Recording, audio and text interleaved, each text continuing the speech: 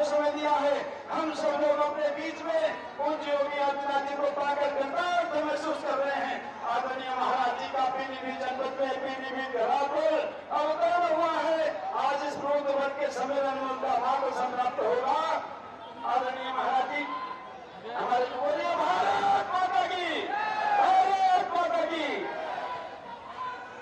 मैं अपनी पार्टी के जिलाध्यक्ष संजय प्रताप सिंह, लोकसभा के प्रभारी गुलशन आनंद जी, हमारे एमएलसी लोकसभा के प्रभारी सुनील गुप्ता जी और दीपक अग्रवाल जी और मंत्री संजय अग्रवाल जी से निवेदन करता हूं कि यहाँ का प्रत्येक चिन्ह मौसी और जिलाध्यक्ष जी स्मृति चिन्ह देकर सम्मानित करने का कष्ट करें पूज्य महाराज जी को। एक बड़ी माला है, यही जो हमारे 5 नाम मैंने बोले हैं, संजय अग्रवाल जी, दीपक अग्रवाल जी, संजीव प्रताप जी जिलाध्यक्ष जी, एक बड़ी माला से माननीय पूज्य महाराज जी का अभिवादन कर रहे हैं, स्वागत कर रहे हैं। इतना सब लोग खड़े होकर बोलिए भारत माता की।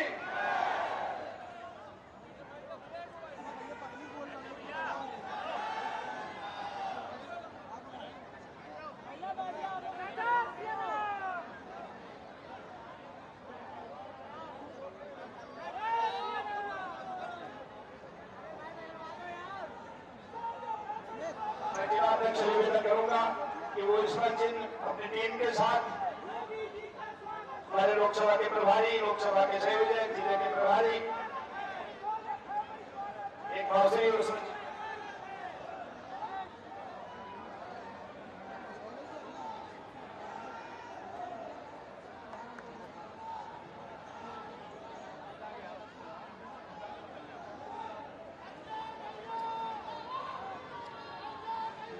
इस पीलीभीत जनपद का प्रतीक चिन्ह बांसुरी पूज्य योगी जी महाराज जी को भारतीय जनता पार्टी पीलीभीत की ओर से भेंट किया गया है। मैं सभी कार्यकर्ताओं से निवेदन है कि अपना स्थान ग्रहण कर लें।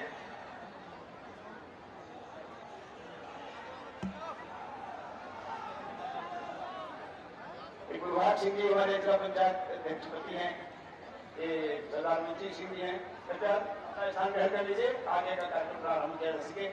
श्रीमान सुरेश शर्मा जी हमारे कलेक्टर इंचार्ज हैं, पूर्व मुख्यमंत्री हैं, अभी चले गए थे महाराज जी को लेने के लिए। साथियों, जिनकी हमको 1 घंटे से भी अधिक से प्रतीक्षा थी, माननीय महाराज जी को आज 2 कार्यक्रम 3 कार्यक्रम और संबोधित करते हैं, बरेली भी जाना है, बधाई भी जाना है। इतने अल्प समय में ये मैदान भर चुका है। मैं इस लोकसभा के प्रत्याशी आदरणीय जितिन प्रसाद जी से निवेदन करूंगा कि वो 2 मिनट के लिए संबोधन करें।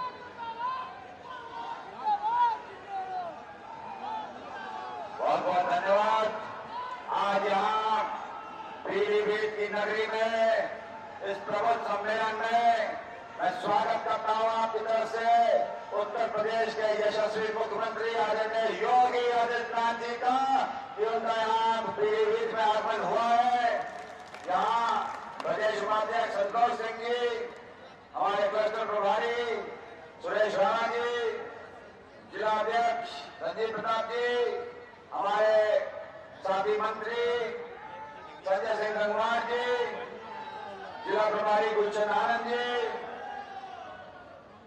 जिला लोकसभा प्रभारी सुनील गुप्ता जी, रजनीकांत महेश्वरी जी, राकेश मिश्रा जी, विधायक बलखेड़ा स्वामी प्रवर्तनानंद जी, विधायक पूरनपुर बाबूराम पासवान जी, विधायक किशनपुर विवेक वर्मा जी, पूर्व मंत्री हेमराज वर्मा जी, सभी सम्मानित लोग, विभिन्न चेयरमैन, ब्लॉक प्रमुख, पार्टी के पदाधिकारीगण, सभी लोग मंच पर उपस्थित हैं। पीलीभीत का सभी प्रबुद्धजन, बुजुर्ग, महिलाएं, नौजवान साथी, मीडिया के बंधु, आज माननीय मुख्यमंत्री जी का पीलीभीत में आगमन हुआ है। उस मुख्यमंत्री का जिन्होंने उत्तर प्रदेश से माफिया राज को समाप्त किया है और ये माफिया शैतानों के महल और उनके किले मिट्टी में मिला दिया है। वो मुख्यमंत्री जिन्होंने कानून व्यवस्था उत्तर प्रदेश में अमन चैन शांति का जो सेवा की है इन 7 सालों में, और माननीय मुख्यमंत्री के अधीन मुझे सौभाग्य प्राप्त हुआ कि लोक निर्माण विभाग की महत्वपूर्ण जिम्मेदारी माननीय मुख्यमंत्री जी के मार्गदर्शन में, और आज मैं कह सकता हूं कि माननीय मुख्यमंत्री जी ने जो नेतृत्व दिया उसमें अयोध्या धाम, जहां करोड़ों लोगों की आस्था का केंद्र भव्य राम मंदिर का निर्माण हुआ, और उस अयोध्या नगरी में जो डेवलपमेंट हुआ है, सड़क सेतु सौंदर्यीकरण, उसका सौभाग्य माननीय मुख्यमंत्री जी के निर्देशन में मुझे भी मिला, और एक नई अयोध्या नगरी का हमारी आंखों के सामने माननीय मुख्यमंत्री जी ने साकार करके दी है। और ये लोकसभा का चुनाव जो कमल के फूल पे बटन दबेगा 19 तारीख को, कमल के फूल पे बटन दबेगा कि नहीं दबेगा? क्या इतना ही दम है पीलीभीत में? क्या कमल का फूल का बटन दबेगा? वो फूल का बटन भले ही वो जितेंद्र प्रसाद प्रत्याशी हो, मगर एक एक वोट कमल के फूल का आदरणीय प्रधानमंत्री नरेंद्र मोदी जी के लिए होगा, उनके तीसरी बार प्रधानमंत्री बनाने के लिए होगा। तो मैं यही कहना चाहूंगा माननीय मुख्यमंत्री जी, आपके निर्देशन में और आपके निर्देश में पीलीभीत को विभिन्न सौगात मिली है। पीलीभीत को करीब 100 से अधिक सड़कें, मुख्य रूप से एक बहुत बड़ी डिमांड वर्षों से आजादी से चली आ रही एक धराड़ा घाट का सेतु, जो एक भाग कटा हुआ था, वो आपने स्वीकृत किया। करीब 200 करोड़ की लागत का कैबिनेट ने पास किया आपके नेतृत्व में मुख्यमंत्री जी, और इस शहर की जनता के लिए वो मील का पत्थर साबित होगा। एक और बड़ी परियोजना पीलीभीत सदर में इंडस्ट्रियल पार्क, जहां खमीर का एक प्लांट लग रहा है, वहां 4 लेन उस इंडस्ट्रियल पार्क के लिए 100 करोड़ की लागत की, और पीलीभीत को आने वाले वर्षों में औद्योगिक नगरी बनाने के लिए बहुत बड़ा प्रयास हुआ है, काम हुआ है। ये पीलीभीत, यहाँ फॉरेस्ट टाइगर रिजर्व, देश और दुनिया के लोग यहाँ आते हैं। मुख्यमंत्री जी, आपने प्रयास और पूरा निर्देशन दिया है, और मैं यहाँ की जनता को बताना चाहता हूँ कि आने वाले समय में जो नेशनल पार्क हैं, दुनिया भर के जो नाम लेते हैं, वो सब पीछे छूट जाएंगे। सबसे ज्यादा पर्यटन का केंद्र हमारा पीलीभीत होगा, और रोजगार के स्रोत खुलेंगे, आमदनी के जरिए बढ़ेंगे।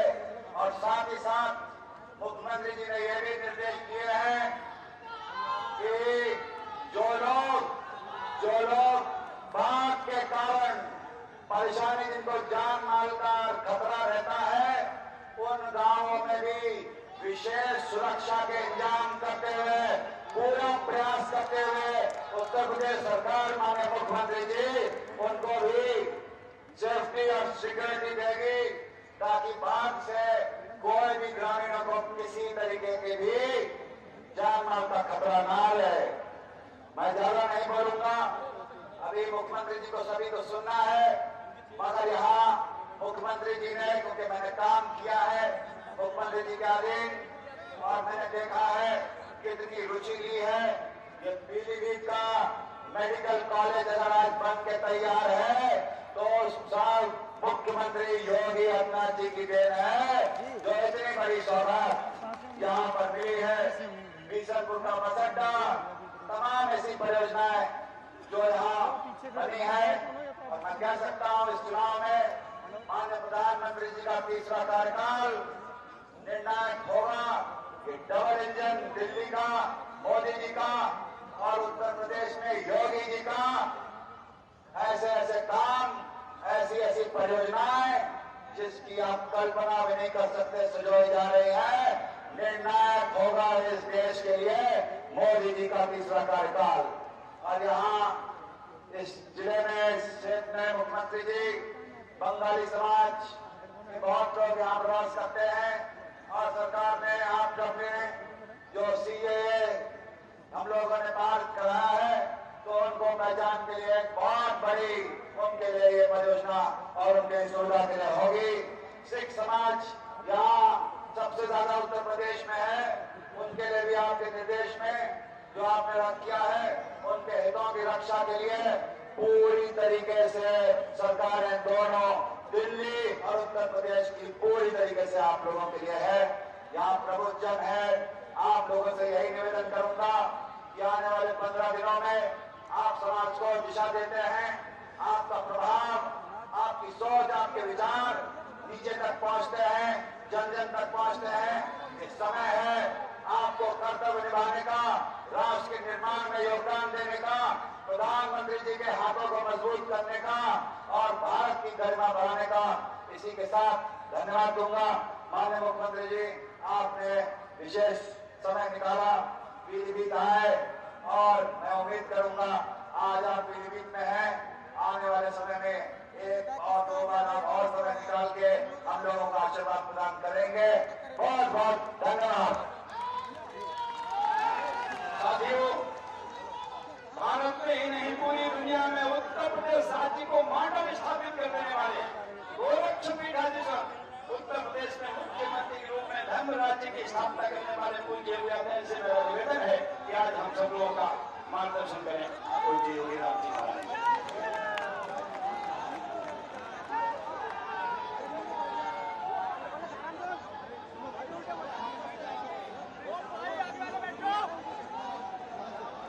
भारत माता की, भारत माता की, भारत माता की, वंदे वंदे वंदे।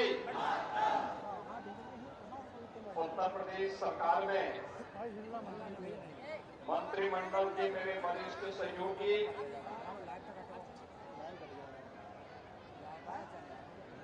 लोक निर्माण विभाग के मंत्री और पीलीभीत लोकसभा क्षेत्र से भारतीय जनता पार्टी के प्रत्याशी श्री जितिन प्रसाद जी, प्रदेश सरकार में ही मेरे मंत्रिमंडल के सहयोगी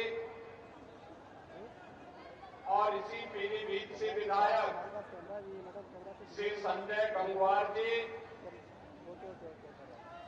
भारतीय जनता पार्टी के जिला के अध्यक्ष श्री संजीव प्रताप सिंह जी, भारतीय जनता पार्टी के प्रदेश के उपाध्यक्ष विधान परिषद सदस्य श्री संतोष सिंह जी, विधान परिषद सदस्य श्री रजनीकांत माहेश्वरी जी, उत्तर प्रदेश सरकार के पूर्व मंत्री और इस क्लस्टर के इंचार्ज श्री सुरेश राणा जी, माननीय सांसद राज्यसभा श्री मिथिलेश कुमार जी, माननीय विधान परिषद सदस्य सुनील गुप्ता जी, माननीय विधायकगण श्री बाबूराम पासवान जी, स्वामी प्रवक्तानंद जी, श्री विवेक वर्मा जी, पूर्व मंत्री डॉक्टर विनोद तिवारी जी, आज के हमारे जिला पंचायत के अध्यक्ष और अन्य हमारे पूर्व पदाधिकारीगण, पूर्व विधायकगण, चेयरमैन और अन्य ब्लॉक प्रमुखगण, भारी संख्या में आज के इस प्रबुद्ध सम्मेलन में उपस्थित पीलीभीत संसदीय क्षेत्र से जुड़े हुए सभी उपस्थित बहनों और भाइयों, मैं आज के इस पावन धरा पर जो उत्तर प्रदेश की एक सबसे उर्वरा भूमि में से एक है और आदि गंगा मां गोमती का जो उद्गम स्थल है, ऐसे पीलीभीत की इस पावन धरा को नमन करते हुए आप सभी प्रबुद्ध जनों का मैं हृदय से अभिनंदन करता हूं। पीलीभीत पीलीभीत हमारे लिए इसलिए भी महत्वपूर्ण हो जाता है। एक और यहां पर अपने परिश्रम और पुरुषार्थ से तराई के इस क्षेत्र में यहां की उर्वरा भूमि में सोना उगलने का कार्य करने वाले हमारे अन्नदाता, और दूसरी तरफ यहां की बांसुरी की मधुर धुन के साथ कृष्ण कन्हैया का स्मरण कराने वाले यहां के हस्तशिल्पी, इन दोनों का एक अद्भुत संजोग पीलीभीत के लिए हमारे लिए बन जाता है। एक तरफ यहां टाइगर की हुंकार होती है और दूसरी तरफ बांसुरी की मधुर तान भी यहां सुनने को मिलती है। और इसीलिए जब पीलीभीत की बात आती है तो हम बार बार कहते हैं कि वहां के अन्नदाता किसानों के लिए भी, वहां के युवाओं के लिए भी और वहां के समग्र समाज के विकास के लिए जितना कुछ भी हो पाएगा वह सरकार करेगी, इसमें कोई कोताही नहीं होनी चाहिए। बहनों और भाइयों, हमने बदलते हुए भारत को देखा है। हमारी पीढ़ी इसके लिए अपने आप को सौभाग्यशाली मानती है, क्योंकि आपने 2014 के पहले के भारत को भी देखा है और 2014 के बाद के भारत को भी। 2014 के पहले का वह भारत जहां अविश्वास था, जहां पे अराजकता थी, जहां पर देश के बारे में कोई सोच नहीं थी, पूरे देश के अंदर आम जनमानस के मन में सरकार के प्रति भी, सत्ता के प्रति भी और राजनीतिज्ञों के प्रति भी विश्वास नहीं रह गया था। वह एक भारत था। स्वाभाविक रूप से जब अपने देश के लोग सम्मान नहीं दे रहे हैं तो दुनिया के लोगों ने भी सम्मान देना बंद कर दिया था। एक वो भारत था जहां पर अन्नदाता किसान आत्महत्या कर रहा था, युवा पलायन कर रहा था, देश के अंदर कहीं उग्रवाद था, कहीं नक्सलवाद था, आपस में जातीय वैमनस्यता की खाई इतनी चौड़ी थी कि कोई व्यक्ति अपने आप को सुरक्षित नहीं महसूस करता था। और उत्तर प्रदेश के बारे में तो कहना ही क्या है, यहां दंगा होता था। कभी सहारनपुर में सिख विरोधी दंगे हुए थे, कभी मुजफ्फरनगर में, कभी बरेली में, कभी बहेड़ी में, कभी मुरादाबाद में, कभी लखनऊ में। कोई कस्बा, कोई नगर, कोई जनपद नहीं बचा था जहां दंगे और कर्फ्यू की कहर लोगों ने न सह की। यह उत्तर प्रदेश की पहचान थी। बेटियां सुरक्षित नहीं थी, व्यापारी सुरक्षित नहीं था, उद्यमी पलायन कर रहा था। ये 2014 के पहले के भारत और पहले के उत्तर प्रदेश की स्थिति थी। आज 2024 में जो हम हैं, दुनिया के अंदर भारत का सम्मान बढ़ा है। दुनिया के अंदर जो भारतीय रहता है आज बड़े गर्व से कहता है कि मैं भारत का निवासी हूं। लोग पूछते हैं कौन कहां से, तो लोग कहते हैं हम उस भारत के निवासी हैं जिसको दुनिया का सबसे लोकप्रिय राजनेता श्री नरेंद्र मोदी जिस देश को नेतृत्व दे रहे हैं। हर भारतवासी गौरव के साथ आज प्रधानमंत्री मोदी जी के नेतृत्व में दुनिया में सम्मान प्राप्त कर रहा है। तो सीमाएं हमारी सुरक्षित है, पूरी तरह सुरक्षित है। कश्मीर में आतंकवाद समाप्त, पूर्वोत्तर के राज्यों का उग्रवाद समाप्त, नक्सलवाद समाप्त। अब देश के अंदर सुरक्षा का एक बेहतर वातावरण है। अब अन्नदाता आत्महत्या नहीं करता है, अन्नदाता अब उत्कर्ष की चरमता की ओर पहुंचने के लिए तैयार है। नौजवान पलायन नहीं करता है। आज का नौजवान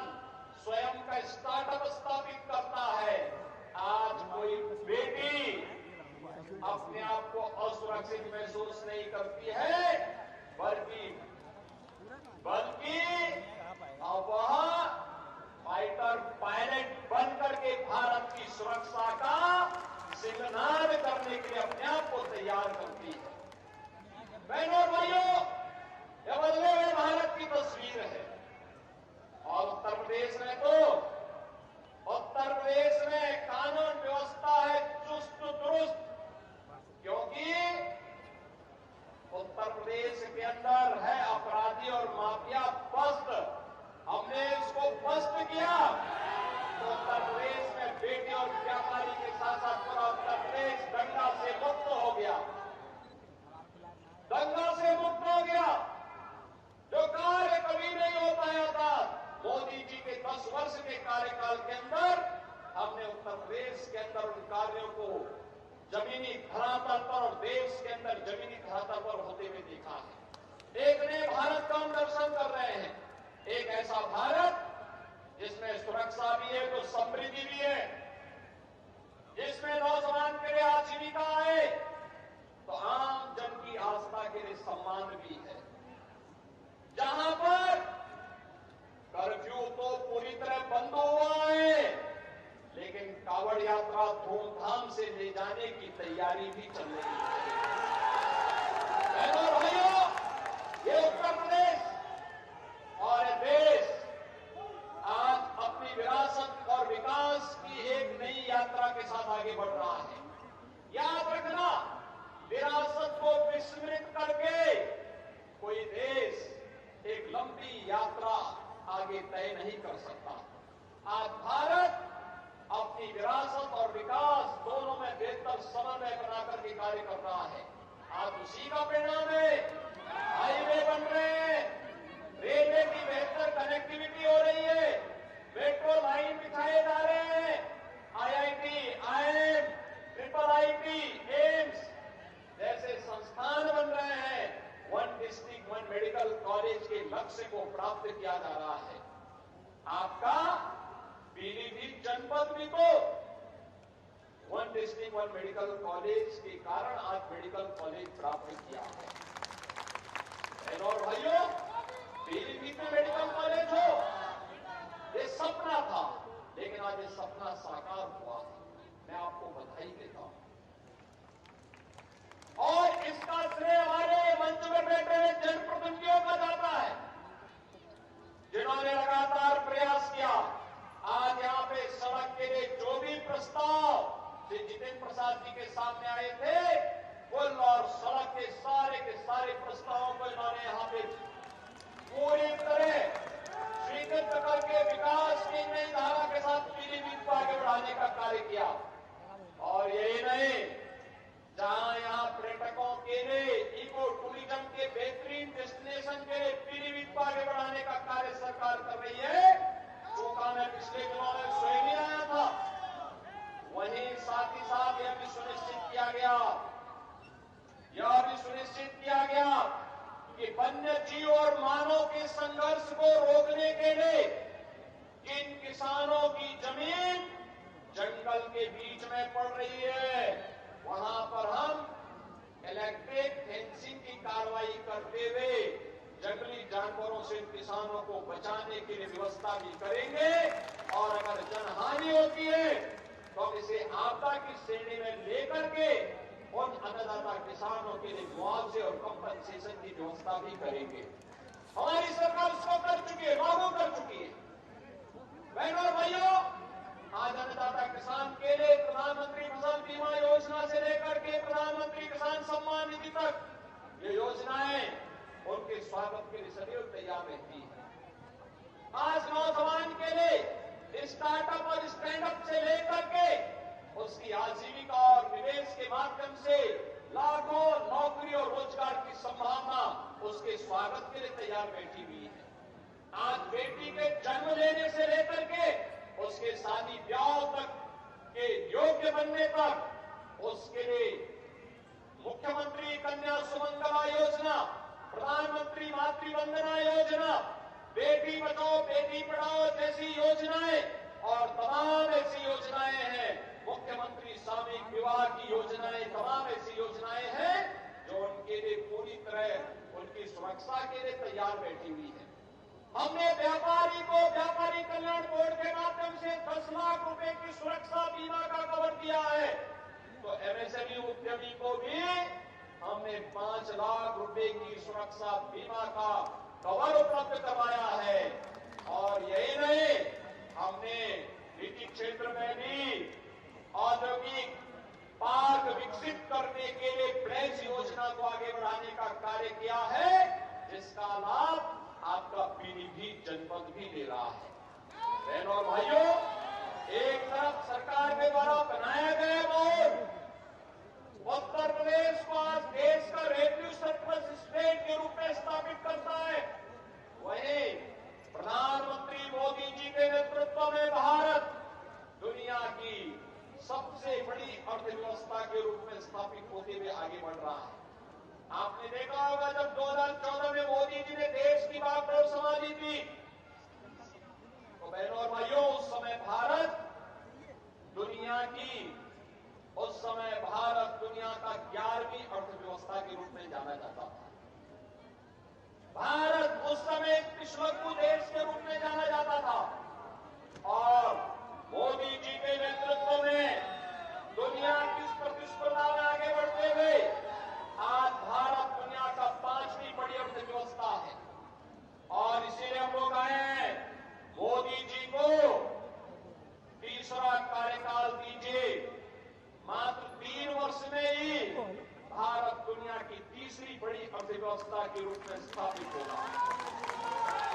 तीसरी बड़ी अर्थव्यवस्था का मतलब हर नौजवान के हाथ को कार्य होगा, हर बेटी और व्यापारी सुरक्षा के एक माहौल में स्वावलंबन के मार्ग को अग्रसर करते हुए देश को नेतृत्व देगी।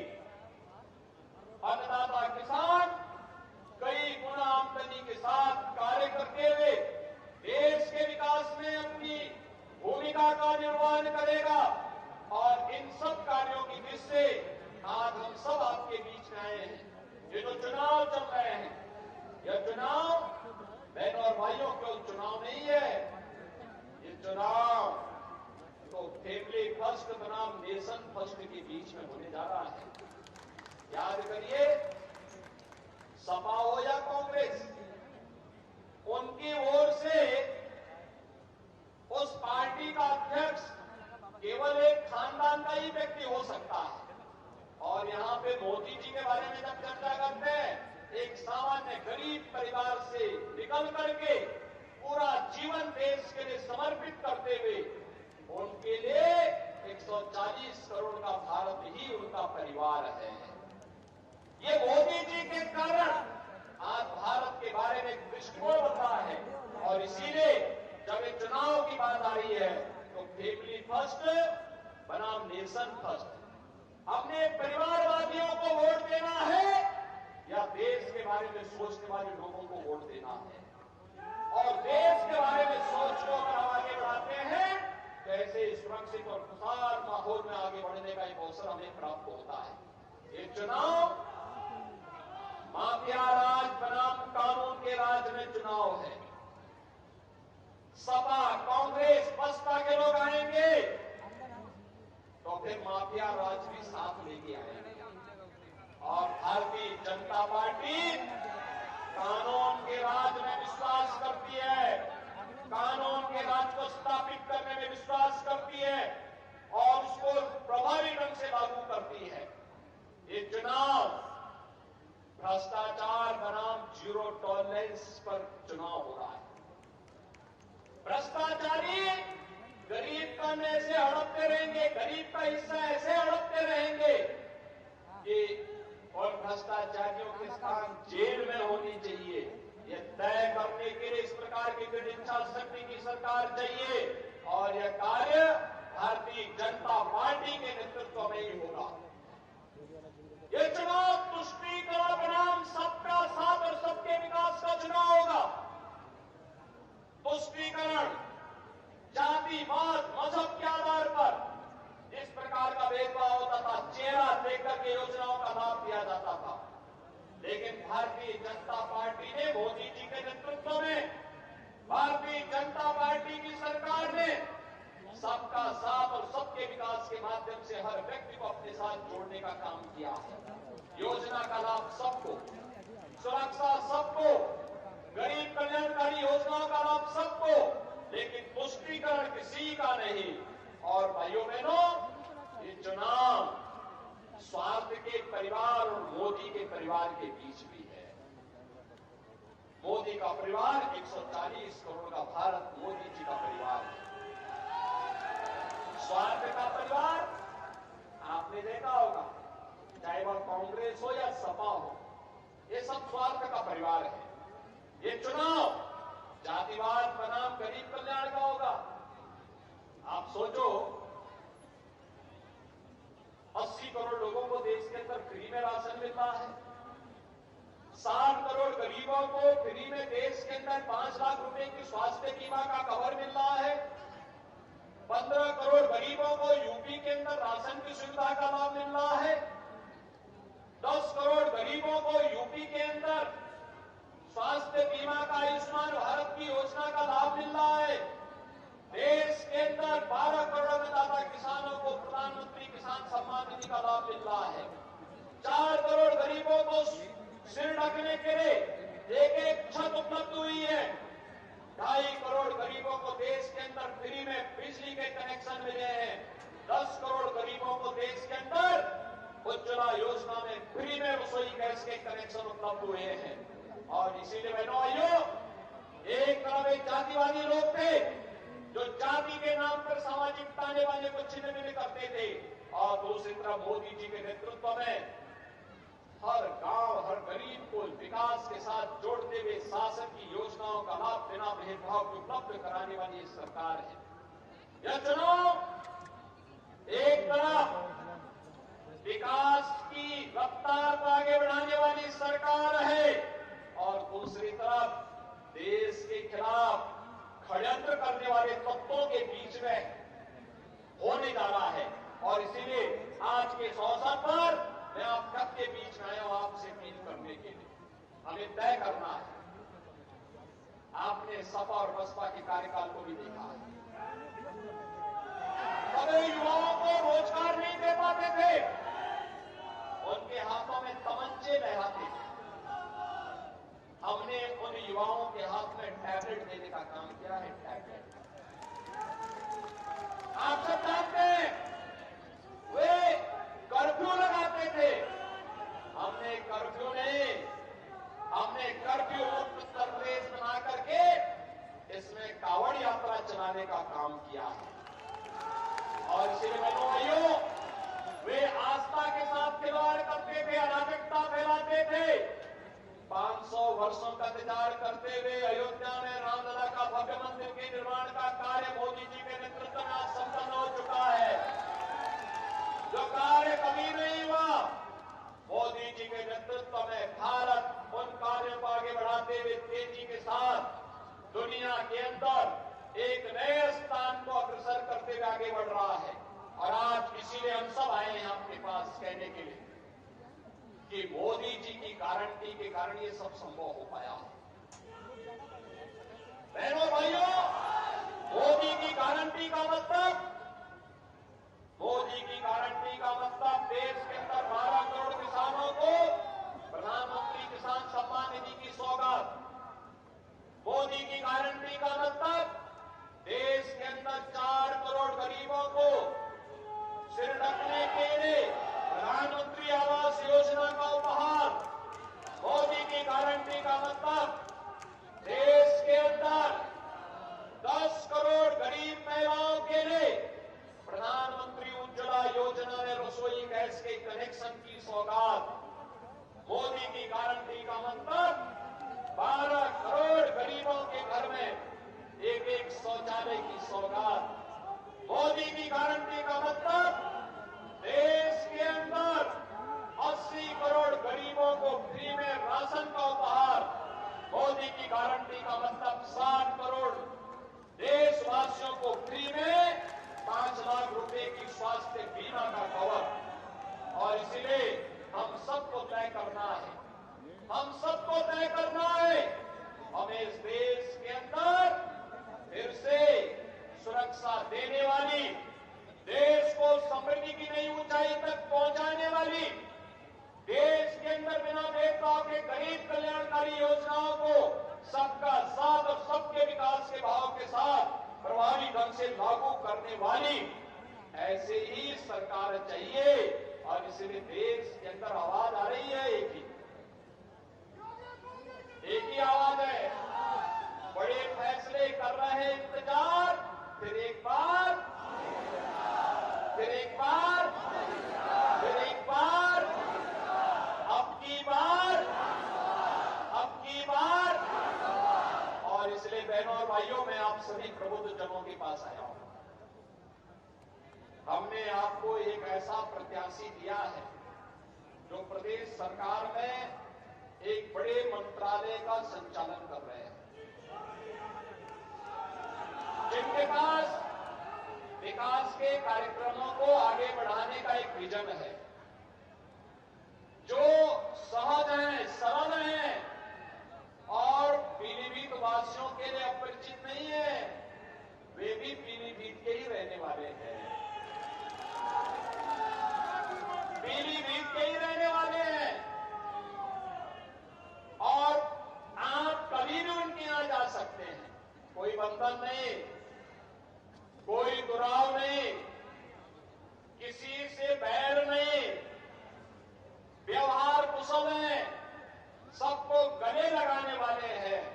और ऐसे जितिन प्रसाद जी को भारतीय जनता पार्टी ने पीलीभीत की आवाज को देश की सर्वोच्च पंचायत में पहुंचाने के लिए अपना प्रत्याशी बनाकर के आपके बीच में उतारा है। बहनों और भाइयों, मैं आप सभी प्रबुद्ध जनों से अपील करने के लिए आया हूं। चुनाव के दौरान किसी प्रत्याशी के लिए ये संभव नहीं होता है कि वो गांव-गांव और घर-घर जा सके। हमारे विधायकगण मेहनत कर रहे हैं, वे जाएंगे, पदाधिकारी जाएंगे, चुनाव की प्रबंधन की टीम जाएगी और चुनाव मात्र 15 दिन आपके पास है प्रचार के लिए। और मेरी आप सबसे अपील है, मैं प्रबुद्ध जनों के साथ बातचीत करने के लिए इसलिए आया हूं क्योंकि अभी 9 तारीख को प्रधानमंत्री जी आएंगे, उस दिन भी मैं आऊंगा ही, उसके बाद भी हम पीलीभीत में आएंगे। लेकिन मैं आपसे अपील करूंगा, मेरी अपील होगी आप सबसे, आप समाज की ओपिनियन को बनाते हैं, आप समाज को जागरूक करते हैं, समाज को नेतृत्व देते हैं, अलग अलग समाज के अधिवक्ता समुदाय, शिक्षक समुदाय, चिकित्सक समुदाय, व्यापारी समुदाय, इंडस्ट्री के लीडर, सीए, समाज के अलग अलग पेट्रोलियम डीलर एसोसिएशन भी होगा, युवाओं के संगठन भी होंगे, धर्माचार्य के संगठन भी होंगे, मीडिया से जुड़े हुए प्रतिनिधि भी होंगे, हमारे अलग अलग समुदाय से जुड़े, सिख संगत से जुड़े हुए हमारे प्रतिनिधि भी होंगे। वे सभी लोग और सबसे मैं अपील करूंगा, आपकी ये जिम्मेदारी बनती है कि चुनाव को आप अपने हाथों में लेकर के श्री जितिन प्रसाद जी को देश की सर्वोच्च पंचायत में भेजने के लिए नेतृत्व स्वीकार करें। एक एक घर तक आपको जाना है और आपसे मैं अपील करूंगा, ये जिम्मेदारी आपको निभानी होगी। इसलिए निभानी होगी क्योंकि इसके बाद तब 5 साल तक फिर आप उनको गांव-गांव में दौड़ा सकते, गांव-गांव में जाएंगे, विकास की जिन योजनाओं को लेकर के विधायकों के साथ हमारे पास आएंगे और योजनाओं को जमीनी धरातल पर उतारने की जिम्मेदारी फिर हमारी होगी।